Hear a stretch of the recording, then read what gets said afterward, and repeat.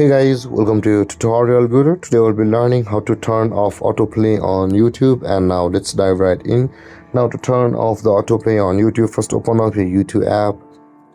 After opening your YouTube app, guys, on this interface at the bottom right corner of the screen, you can see there's a U button available for us just beside the subscription. At the bottom right, tap on the U button at the bottom right corner of the screen, and you'll land on this interface. Whereas on this interface at the top right corner of the screen, you can see the settings or the gear icon available for us.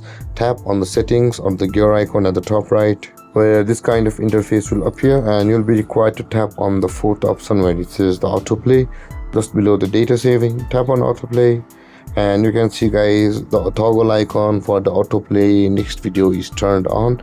Now in order to turn off the autoplay on YouTube, tap on the toggle icon over here, and then your autoplay will be turned off on YouTube. And there, guys, this is how to turn off autoplay on YouTube. And if you have any confusions or questions regarding the topic, feel free to comment in the comment section below, and don't forget to like, subscribe and hit that bell icon for more videos. Thank you for watching, guys. Peace.